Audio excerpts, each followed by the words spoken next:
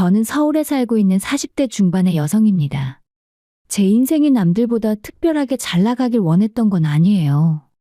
그저 평범한 삶, 소소한 행복이면 충분하다 생각하며 결혼을 하게 되었습니다. 하지만 제 결혼 생활은 그 평범이라는 단어조차 허락되지 않더라고요. 정말이지 지옥이 따로 없었습니다. 결혼 생활 중에 제가 시댁에 가면 늘 신경이 잔뜩 곤두섰어요. 다혈질인 시어머니와 개념 없이 구는 시누이. 하지만 그 중에서 제일 큰 문제는 남편이었습니다. 만약 남편만이라도 그런 상황에서 제 편이 되어 주었다면 제가 이 결혼 생활을 참고 억지로 이어나갔을지도 모를 일이었어요. 하지만 남편은 그 두 사람보다 더하면 더했지 결코 도움이 되지 못했습니다. 제가 어렵게 마련한 집을 자기 여동생에게 통째로 넘기려 하질 않나, 몰래 시댁으로 들어갈 계획을 세우질 않나, 심지어 그 와중에 외도까지 저질렀어요. 그러니 저는 제가 지금껏 걸어온 인생이 너무도 아까워서 절대로 이 사람을 용서할 수 없었습니다. 결국 남편은 순간의 실수라며 만났던 상간녀 때문에 빈털터리가 되었고 그로 인해 지금은 인생이 완전히 무너져 내렸어요. 그런 전 남편의 최후를 보며 저는 깨달았습니다. 굳이 직접 복수하려 애쓰지 않아도 인생이 알아서 무너지는 사람이 있다는 걸요. 망하라고 기도하지 않아도 스스로 무너지는 삶이 있다는 것을요. 이제 제 지난 이야기를 풀어보려 합니다. 제가 결혼한 사람은 여동생이 하나 있는 남자였어요. 그 여동생은 나이 차이가 제법 나서 그런지 철이 없었지만 겉으로 보기엔 귀엽고 예쁜 아이였어요. 남편과 연애한 지 2년쯤 되었을 때 그 사람의 집안 형편을 어렴풋이 알게 되었습니다. 하지만 저희 집도 그다지 넉넉한 형편은 아니었기에 애초에 그런 건 크게 신경 쓰지 않았죠. 얼마 후에 막상 결혼 얘기가 나오자 그 집은 제 생각보다 훨씬 더 여유가 없다는 걸 알게 됐습니다. 그래서 결국 우리는 양가 부모님들의 지원 없이 결혼하기로 했죠. 그냥 도움받지 말고 우리 가진 걸로 시작해보자. 미안해. 우리 집안에 좀 여유가 있었으면 신혼집도 해오는 건데. 요즘 그런 게 어딨어. 다들 형편대로 시작하는 거지. 솔직히 저는 남편이 집을 해오길 바란 적은 없었습니다. 한 사람이 모든 걸 부담하는 것보다는 함께 준비하는 게 더 낫다고 생각했어요. 요즘 웬만한 집값이 얼마나 비싼데 그걸 남편 한 사람에게만 부담하라고 할 순 없잖아요. 그렇게 조금은 부족한 점도 있었지만 우리는 열심히 결혼 준비를 했고 얼마 후 부부가 되었습니다. 처음 시작은 16평짜리 재건축이 예정되어 있던 낡은 아파트였어요. 게다가 전세도 아닌 월세였지만 신혼의 설렘으로 가득 찬 보금자리였습니다. 하지만 집주인의 사정으로 계약 기간이 끝나기도 전에 이사를 해야 했고 급하게 알아본 빌라로 또다시 이사를 가게 되었죠. 하지만 그 당시에 전세 사기 뉴스도 많았고 집주인이랑 연락도 잘 안 되는 바람에 남편도 저도 너무 불안해지더라고요. 이대로는 도저히 마음 놓고 살 수 없겠다 싶어 계약 기간이 끝나기도 전에 부동산에 다시 집을 내놓았고 그렇게 짧은 시간에 또 이사를 하게 되었죠. 결혼을 하자마자 자리가 잡히기도 전에 몇 번의 이사를 반복하며 깨달았습니다. 집이 없는 서러움이라는 게 이런 거구나 하고요. 다행히 금전적인 손해가 크진 않았지만 그건 체력적으로 정신적으로 힘든 일이었어요. 애초에 혼수로 비싼 가구를 들이지도 않았는데 자꾸 여기저기 옮기다 보니 하나 둘씩 망가졌고요. 그럼에도 우리는 비교적 긍정적으로 살았습니다. 저는 정리의 달인이 되었고 쓸모없는 물건을 버리는 법도 배웠습니다. 여보, 이것도 버리자. 그건 그냥 두지. 아깝잖아. 이거 우리 충동구매로 사놓고 지금까지 한 번도 안 썼잖아. 솔직히 집에 있는지도 몰랐지? 그렇긴 하네. 좁은 집에서는 짐도 함께 살아야 하기에 쓸모없는 물건은 과감히 버리는 게 답이었습니다. 그럼에도 우리는 여전히 신혼이라 생각하며 살았어요. 집도 없고 가진 것도 없지만 직장이 있고 둘 다 아픈 곳 없이 건강하고 서로 의지할 수 있는 사람이 있으니 그걸로 충분하다 여겼지요. 하지만 단 하나, 시댁과의 관계만큼은 제가 어쩔 수 없었습니다. 처음엔 제가 부족해서 제 성격이 모난 곳이 있어서 시어머니와 가까워지지 못했다고 여겼어요. 하지만 결혼 후에 본 시어머니는 제가 알던 분이 아니었습니다.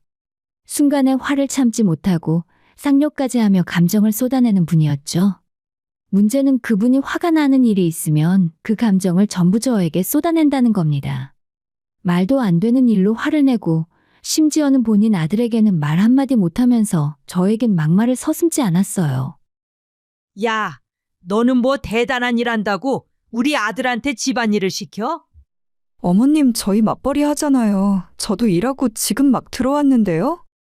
거짓말 마라. 대체 우리 아들을 어떻게 구워 삶았길래 네 편을 들게 만드냐? 글로 다 옮겨 적지는 못하지만 그 당시 어머님께 듣는 욕은 태어나서 처음 듣는 욕이었습니다. 그런 일이 있을 때마다 남편은 저한테 미안하다 사과하고 어머니를 말리려 했었지만 그런 말과 행동이 반복되면서 저는 점점 지쳐갔어요. 어머님은 결코 변하지 않았고 저는 그로 인한 스트레스를 고스란히 받으며 살았습니다. 그나마 다행이었던 건 남편이 어머님의 그런 불같은 성격을 잘 알고 있었던 점이었어요. 그는 늘 저에게 미안해했고 중간에서 조율하려 했었죠.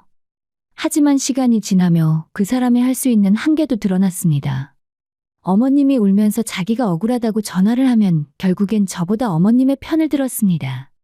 그리고 저는 이런 상황 속에 점점 무뎌졌습니다. 상처받고 눈물 흘리던 내성적인 제가 이제는 할 말은 하고 사는 사람이 되어버렸어요. 남편, 시어머니, 그리고 시누이까지.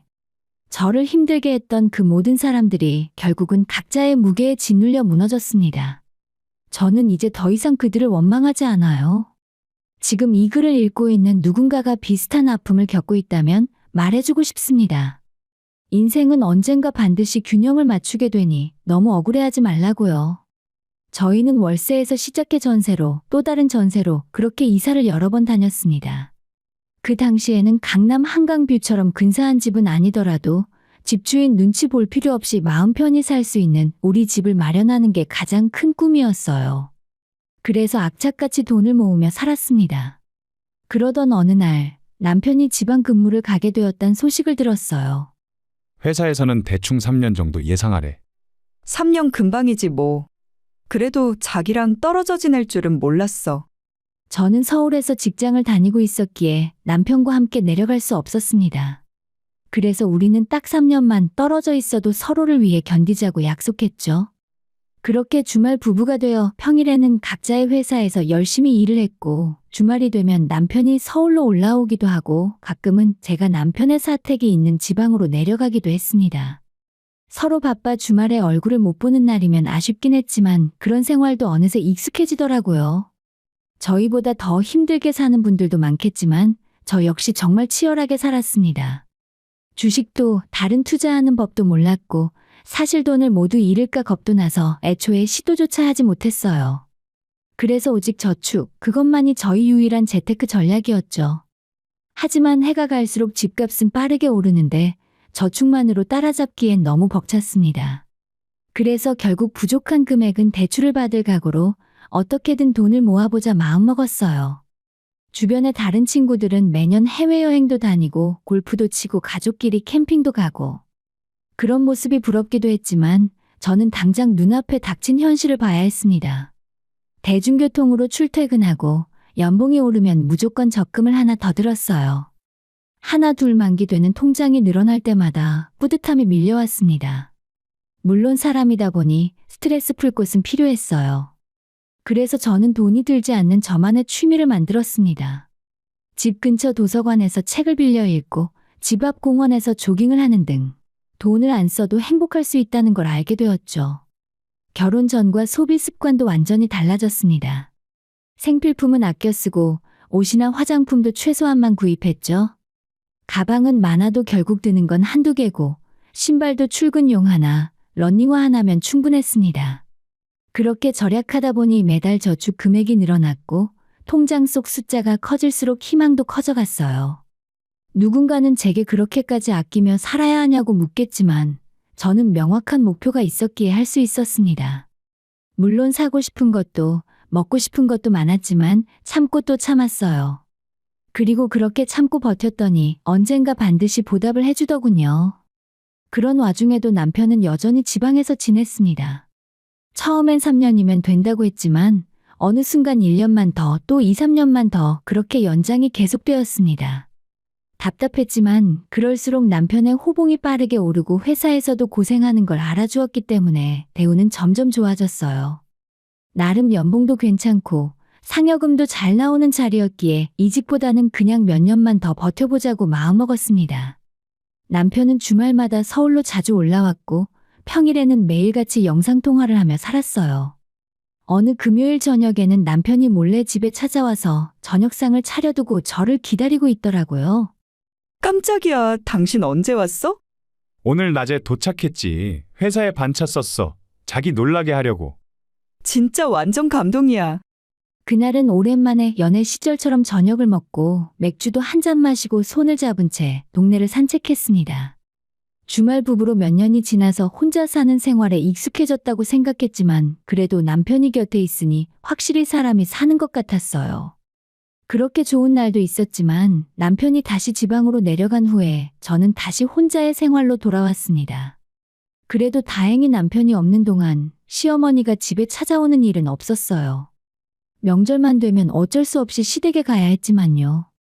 그때마다 어머님은 아들이 혼자 살며 고생한다고 눈물을 흘리셨고 신우는 곁에서 얄미운 소리를 덧붙였습니다. 가만 보면 언니는 무슨 복이 있어서 우리 오빠 같은 착한 사람을 만나서 이렇게 편하게 살까? 오빠는 월급 꼬박꼬박 주고 언니는 혼자서 하고 싶은 거 다 하고 살잖아요. 여전히 뻔뻔한 소리였지만 결혼 생활하는 동안 하도 들었기 때문에 아무렇지도 않았습니다. 그 사람들이 아무리 음해하려 해도 남편은 늘 제 편이었고 저는 제 인생에 집중하고 있었으니까요. 그리고 마침내 결혼하고 8년 동안 악착같이 돈을 모은 끝에 드디어 우리 집을 마련하게 되었습니다. 아주 좋은 집은 아니었지만 대출 없이 저희 힘으로 마련한 집이라는 사실만으로도 너무나 행복했어요. 집을 계약하던 날 남편도 지방에서 올라왔습니다. 33평의 아파트였고 방이 3개, 욕실이 2개, 그리고 넓은 거실과 주방까지 있었죠. 와, 이게 꿈이야, 생시야? 나도 아직 안 믿겨. 우리 이제 더 이상 이사 걱정 안 해도 돼. 남편은 고마웠는지 오는 길에 장모님께 전화를 드렸다고 했습니다. 장모님께 감사하다고 했어. 이번 집 마련할 때 도움 없이 하고 싶었는데 결국은 또 도움받았네. 사실 집을 전부 저희가 모은 돈으로 산 건 아니었고 부족한 금액은 대출을 받는 대신 결국 친정에서 채워주셨습니다. 결혼할 때 아무 도움도 못 줬다며 이번만큼은 도와주고 싶다고 말이죠. 그 말이 제게는 얼마나 뭉클하던지요. 이 집에 살고 있는 지금 이 순간조차 저는 믿기지 않습니다. 돌이켜보면 험난한 여정이었지만 그래도 버텨내길 참 잘했다 싶어요. 모든 것이 힘겨웠던 날들 속에서도 내 집 마련이라는 하나의 꿈을 바라보며 걸어왔습니다. 그리고 얼마 후에 또다시 들려온 기쁜 소식은 남편이 드디어 서울로 돌아오게 되었어요. 아직 1년 더 남은 거 아니야? 나도 내년까지는 있어야 할 줄 알았는데 생각보다 빨리 올라올 수 있을 것 같아. 진짜 잘 됐다. 이번 가을이면 진짜 얼마 안 남았네. 이제 우리 진짜 잘 살아보자. 당신이 혼자 고생한 만큼 앞으로는 내가 더 잘할게. 남편은 그날 저녁 기차를 타고 다시 지방으로 내려갔고 저는 본격적으로 이사 준비를 시작했습니다. 이사 업체에서 대부분 처리해주겠지만 짐 정리는 제 몫이었죠. 망가진 가구는 다 버리고 이번엔 내 집에 들어가는 만큼 오래 쓸 수 있는 좋은 가구로 새로 장만할 생각이었습니다. 시간이 날 때마다 가구점도 다니고 가전제품도 하나씩 둘러봤어요. 처음 결혼을 준비하던 그때처럼 마음이 설레고 기분이 좋았습니다. 이사 당일 남편은 없었지만 좋은 이사업체를 만나서 짐은 순조롭게 옮겨졌어요. 좁은 집에서 넓은 집으로 이사를 오니 짐도 더 깔끔하게 정리됐고 청소는 좀 힘들어도 넓은 공간이 마냥 좋았습니다. 그런데 며칠 뒤 받기 싫은 한 통의 전화가 걸려왔어요. 바로 신우이였습니다. 언니, 새 집으로 이사 잘했어요? 뭐 그럭저럭요. 근데 언니, 그 집 관리비는 한 달에 얼마나 나와요? 뜬금없는 질문에 어리둥절하고 있는데 신우는 참 어이없는 말을 툭 내뱉었습니다.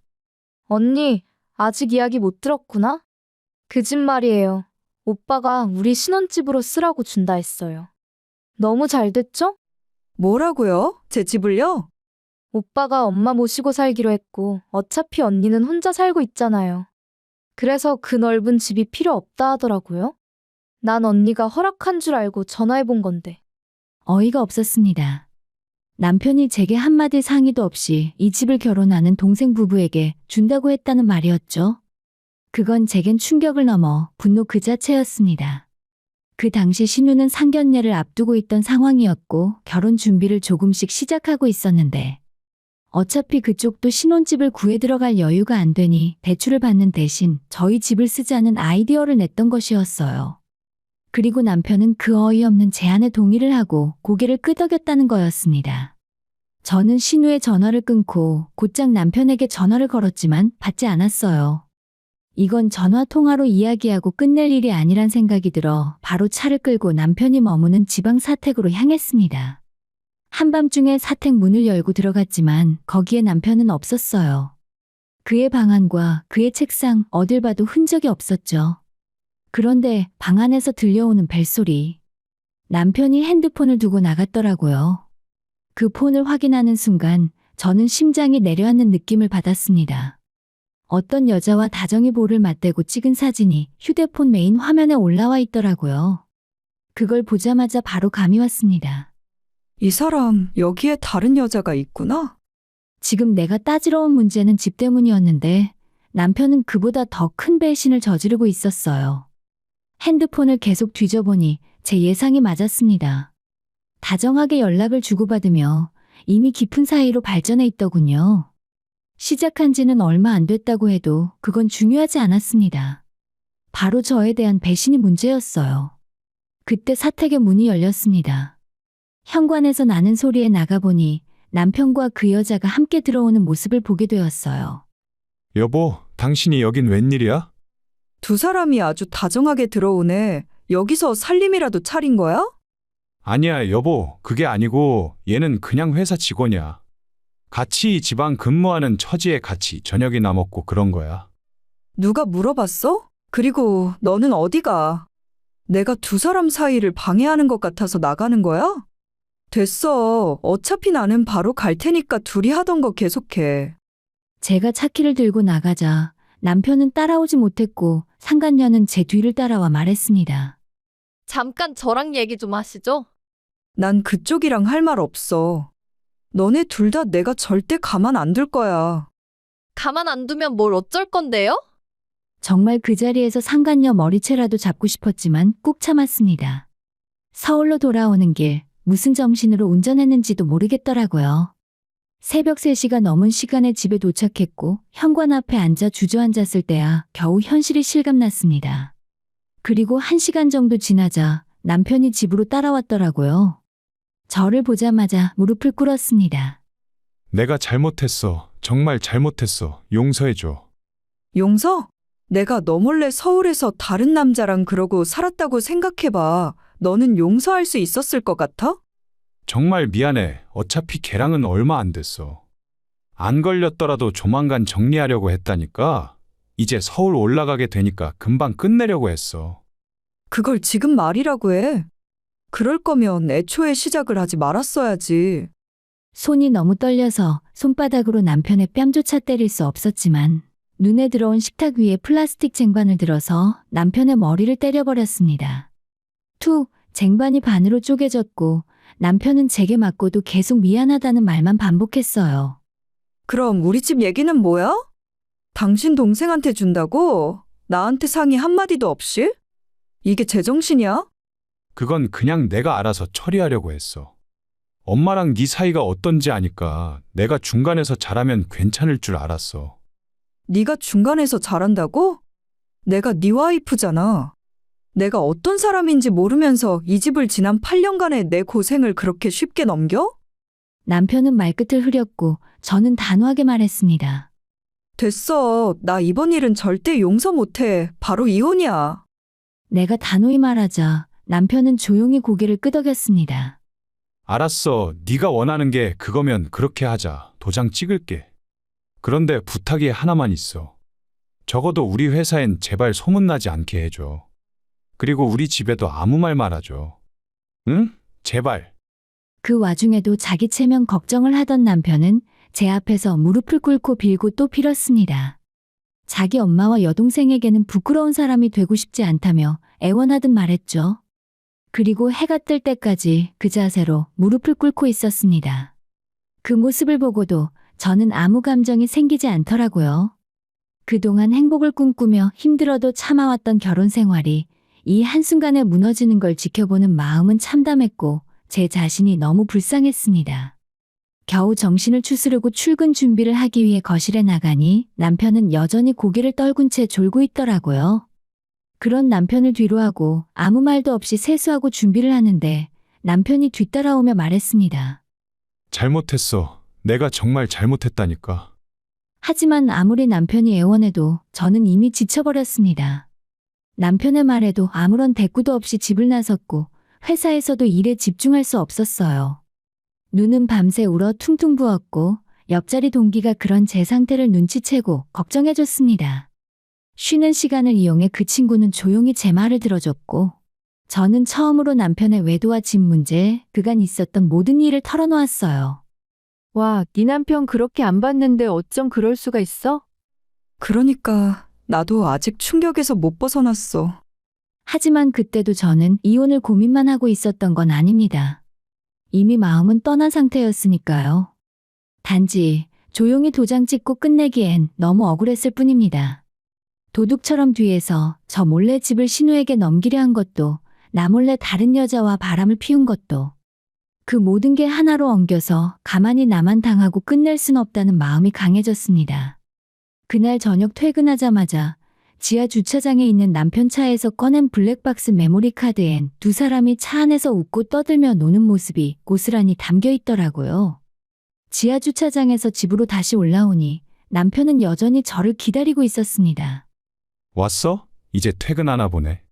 아직 안 내려갔네. 내가 지금 어떻게 가? 우리 아직 얘기 끝난 거 아니잖아.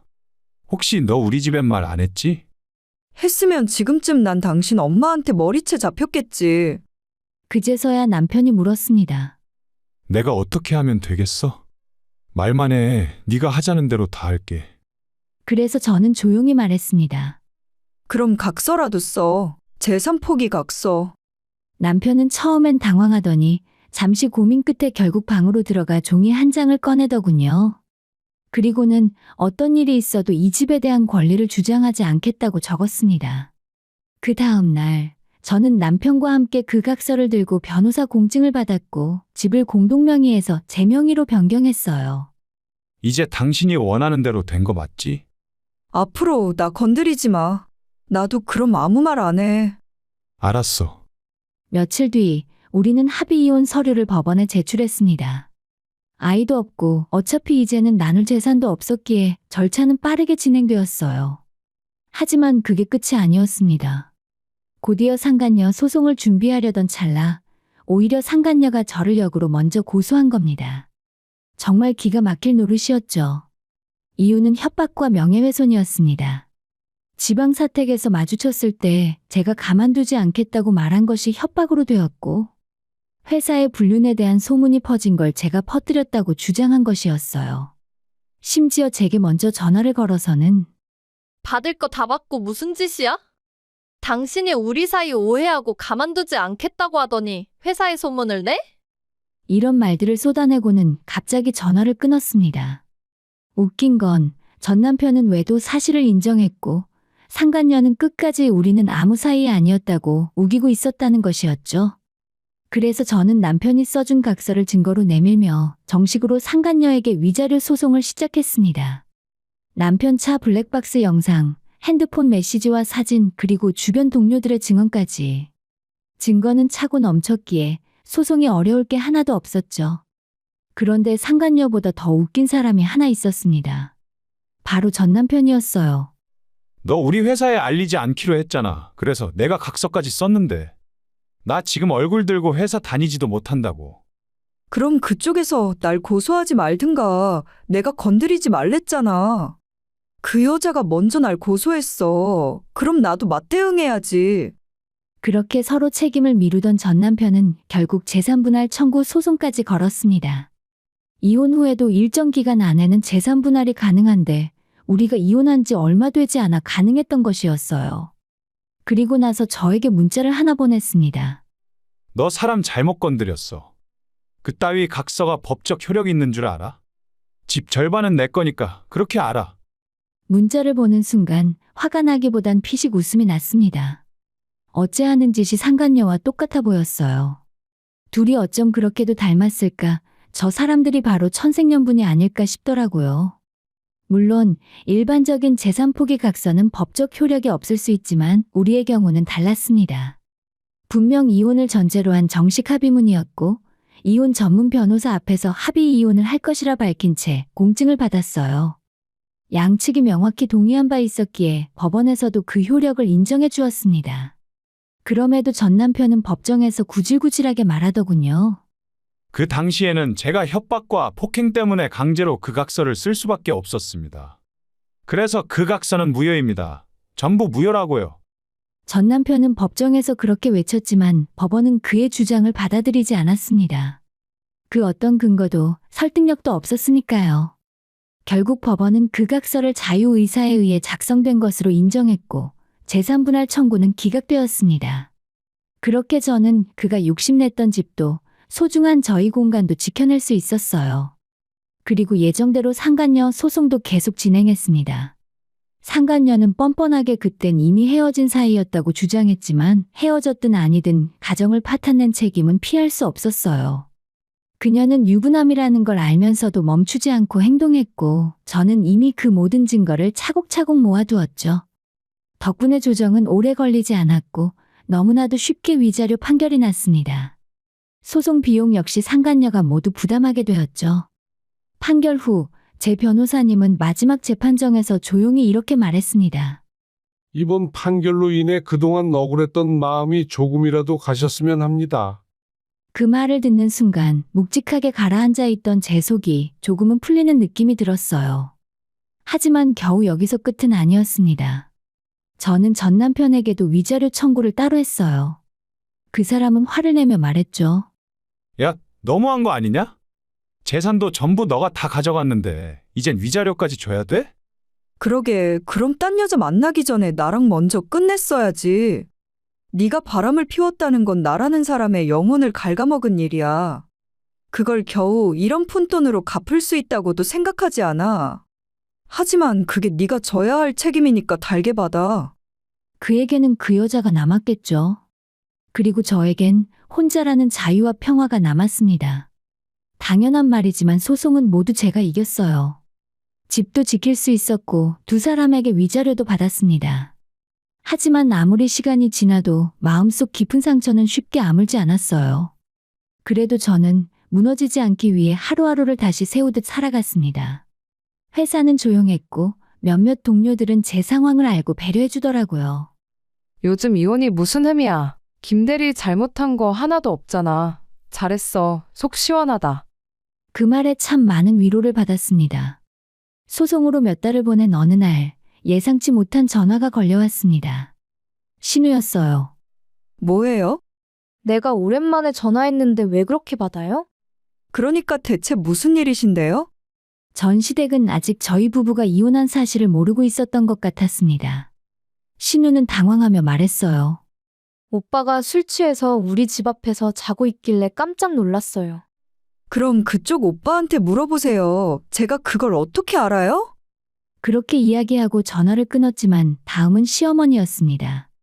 예전과 똑같이 전화를 받자마자 소리부터 질렀어요. 야, 너희들 이혼했니? 네, 그걸 이제야 아셨어요? 누가 그딴 이혼 허락했어? 네가 뭔데 우리 아들 인생을 망쳐?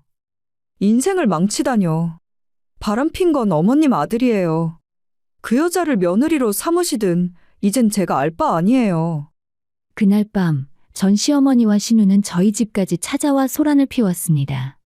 돈 한 푼 안 주고 쫓아냈다며 신혼집이 어쩌니 그 집은 원래 자기네 거라느니. 이야기를 들어보면 다 거짓이고 억지를 부렸어요. 이렇게 좋은 집에 혼자 살면서 우리 아들 망하게 하니 좋냐? 그러게요. 그럼 그 아드님이 그런 짓은 안 하셨어야죠. 시어머니는 끝내 현관 앞바닥에 드러누워 고함을 질렀고 신우는 결혼해도 살 집이 없다며 울먹였습니다. 아무리 돌아가라 해도 들어먹지 않으니 결국 경찰이 출동했어요. 제가 아니라 아래층에서 소음 신고를 했던 거죠. 경찰 2명이 도착했고 시어머니와 신우는 경찰에 의해 끌려나갔습니다. 그 모습을 보고 처음으로 마음이 시원하다는 감정을 느꼈어요. 시어머니가 난동을 부린 이유는 따로 있었습니다. 전 남편이 상간녀에게 정리하자고 했더니 그녀가 몰래 남편이 사는 집에 들어가서 비싼 예물 시계와 남편의 금 목걸이, 현금까지 몽땅 훔쳐 달아났다 하더라고요. 이미 두 사람 모두 회사에 퍼진 소문 때문에 일을 그만두고 실업자가 된 상황에서 돈이 궁해버린 일 같았어요. 그 충격에 전 남편은 빈털터리가 되어 시댁으로 향했고 현관문 앞에서 술에 취해 자고 있던 걸 신우가 발견했던 거죠. 저에겐 화풀이 하러 왔지만 그건 더 이상 제 몫이 아니었습니다. 그 후로 시댁 사람들과는 다시 마주할 일이 없었어요. 하지만 어느 날 전 남편에게서 뜬금없이 전화가 걸려왔습니다. 너 때문에 나 요즘 주야간 2교대 공장 다닌다. 연봉도 얼마 안 돼. 그게 왜 나 때문이야? 그게 나랑 무슨 상관이 있지? 우리 연애 기간까지 합치면 대체 몇 년을 만났지? 그래도 가끔은 나 생각나지 않아? 전혀 당신 생각할 시간이 어디 있어. 나 살기도 바쁜데. 너 혹시 남자 생긴 거야? 전화도 잘 안 받고? 그건 네가 알 바 아니고 나한테 다시 연락하면 스토커로 신고할 거야. 그리고 너 얼마 전에 담배 피며 내 집 앞에 있었지? 또 내 눈에 띄면 그때는 바로 경찰서야. 매몰찬 제 말에 전 남편은 말없이 전화를 끊었습니다. 이제는 자신도 똑똑히 알았겠죠. 제가 더는 그에게 관대하지 않다는 것을. 지금 저는 혼자서 잘 살아가고 있습니다. 이혼이라는 단어가 처음엔 실패처럼 느껴져 괴로웠지만 그건 제 의지로 끝난 결혼이 아니었기에 더욱 슬펐어요. 하지만 시간이 흘러 그 슬픔도 점점 옅어졌습니다. 이제는 다시 일상으로 돌아와 하루하루를 온전히 제 것으로 채우며 살고 있어요. 친정에 자주 가서 부모님과 시간을 보내고 퇴근 후엔 운동도 열심히 하고 책도 많이 읽습니다. 체력이 정말 중요하더라고요. 무슨 일이 일어날지 모르는 인생에서 내 몸 하나 잘 챙기는 게 결국 살아남는 길이라는 걸 알게 됐습니다. 언젠간 다시 사랑을 할 수도 있겠죠. 다시 누군가와 인연이 닿을지도 모릅니다. 하지만 지금 저는 다른 사람보다 저 자신과의 관계에 집중하고 싶어요. 나를 지키고 나를 믿고 나답게 사는 것. 그것만이 앞으로의 제 인생을 후회 없이 만드는 길이라 믿습니다.